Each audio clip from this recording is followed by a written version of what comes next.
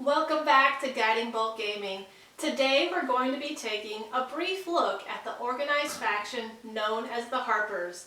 Let's start off first with a passage from Mirth the Moneyletter from the novel Crown of Fire. Right then, good Lady Chandril, I shall try to tell thee something of what it means to be a Harper.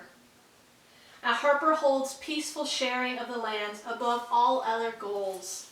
By sharing, we mean all races living in and under the land where each prefers to live, trading together where desire and need stir them to, and respecting each other's holds and ways, without the daily bloodletting that all too often holds sway in the realms today.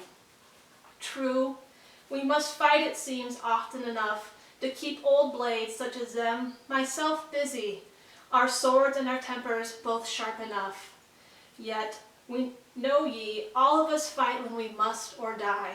Moreover, ye only hear of blades drawn, and death and spells hurled, and never know of the many, many times, more than a quiet word and a skill-filled deal has turned enemies aside from each other. Forced away clear where none was before, or distracted foes from the eager task of tearing out each other's throats. That is the true Harper Way, lad. Subtle and quiet behind the shouting, trust and wisdom, and outfoxing others is what we deal in.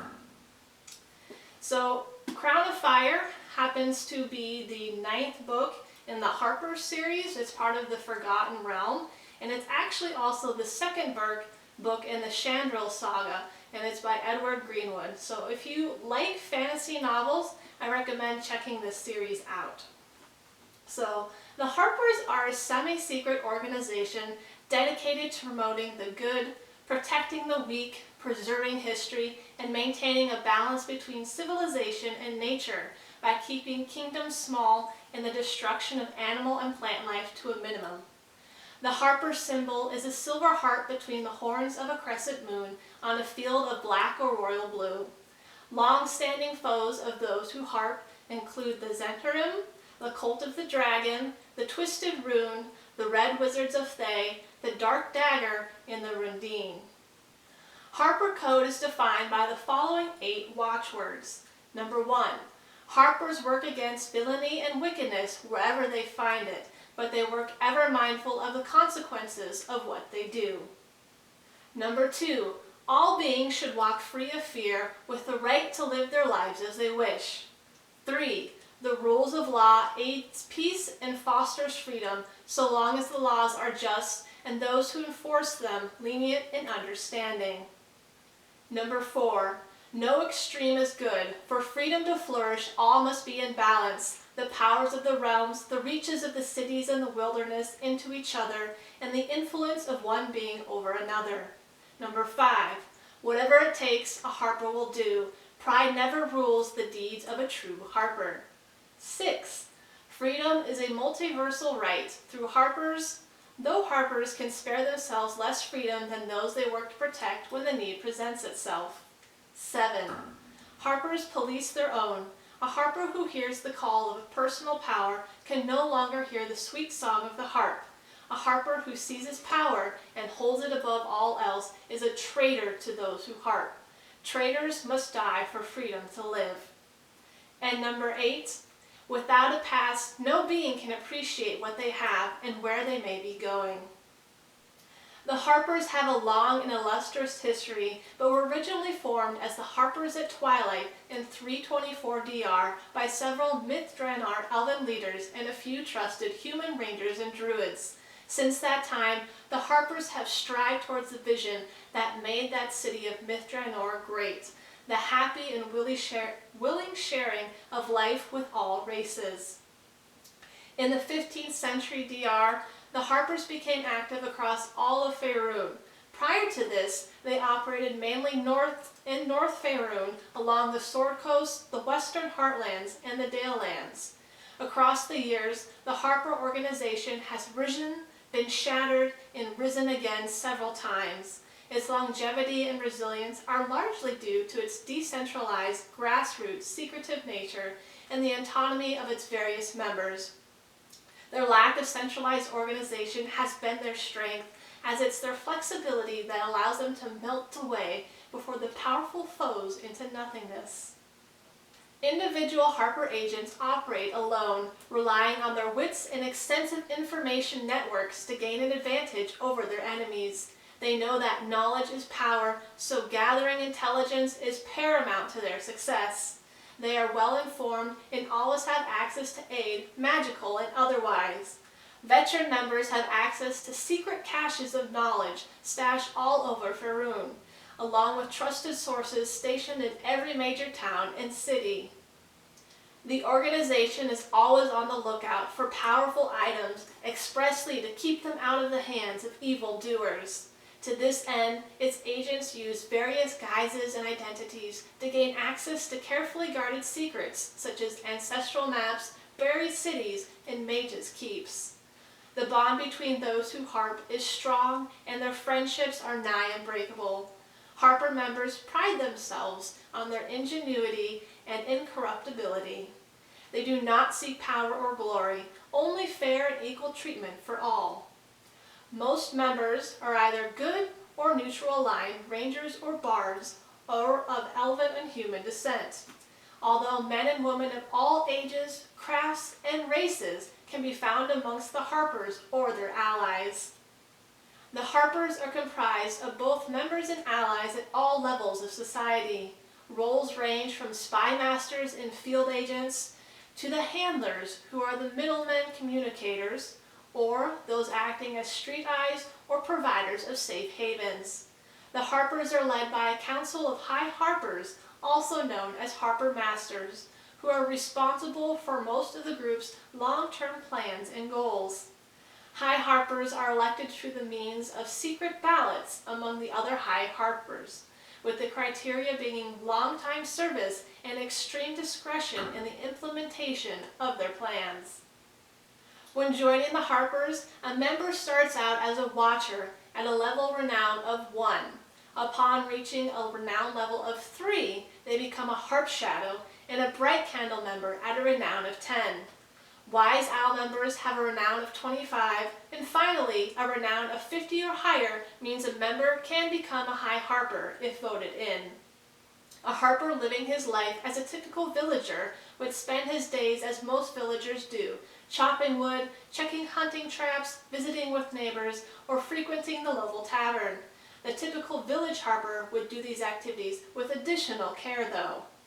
For example, chopping wood from a location with a great vantage point over a nearby trade road, being sure to pick up all the latest gossip from neighbors, or talking with the inn stable keep to assess the coming and goings of visitors and the numbers and goods they travel with, or silently stalking out-of-town guests who are known to be foes, evil agents, or are just suspicious in nature. In sharp contrast to the pastoral village Harper stand both the wandering adventurer and the city-dwelling Harper. A typical city Harper may be a street rogue, a courtesan, wealthy merchant, or all three. Whatever the urban Harper's identity, he's likely to take on the identity of someone who's outgoing, curious, quick to make friends and contacts, and always busy with many current interests, concerns, and matters of business.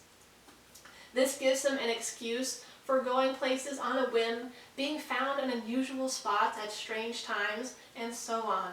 The city dweller, tied to a shop or a routine, can make a good Harper friend or contact, but they stand out like a sore thumb when night work or stalking visitors must be done.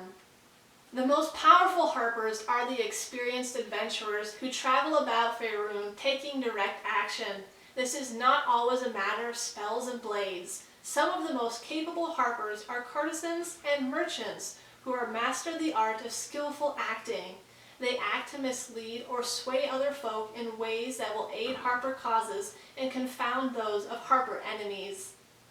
Beyond the life-shaping directives of the Code, many Harpers have shared habits or approved ways of doing things. Harpers who have Harper pins carry them unless going into situations where the discovery of their identity would endanger their mission. Harpers wear their pins openly, only as recognition signal to other Harpers, or at Harper gatherings. Harpers do not conceal their own shortcomings or handicaps, such as disease, carry curses, or lycanthropy. They never stop listening and looking, no matter how hurt, tired, or affected by magic or wine. Harpers do not respect rank or power, but do respect wisdom and good character. Harpers do the unexpected, unless assuming a role so as to pass undetected by enemies. Harpers do not settle into a routine that invites easy attack or anticipation of their aims and activities. When it comes to communicating, some Harpers can use magic to communicate with their colleagues. All Harpers can be briefed by any of the 3 informed Harpers always on duty in Twilight Hall, who study and discuss all Harper reports and try to keep track of what Harpers are where and of what importance is going on at present all across Faerun. Harper messages can also be left by spell or written means at Harper refugees or carried as letters by Harpers. Harper friends or allies, and even hired merchant messengers of no loyalty or knowledge to the Harpers. Such missives are often sent on wax-sealed parchment scrolls, sometimes in code or with magically concealed writing under the visible script. Herald strongholds serve Harpers as safe mail drops. Most local Harpers develop their own hiding places to pass on information, which tend to be clever variations on the obvious, such as a loose stone on the inside rampart of a village well. Harpers also employ a series of ruins, and many senior Harpers have developed a silent code of gestures and expressions akin to the means of communication used by Drow. I actually find the Harpers a very intriguing organization. Whether you're a DM or a player, if you want to learn more about the Harpers, I'd highly recommend checking out the Code of the Harpers, which is a 2nd edition AD&D supplement and was the primary source for the information in today's video.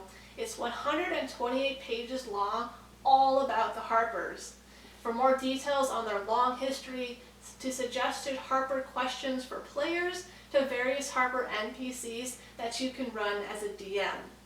As always, if you liked this video, please give it a like and subscribe to our channel. If you're interested in more D&D lore, please drop a comment below to let me know what topic you'd like to learn more about. Until next time, happy gaming!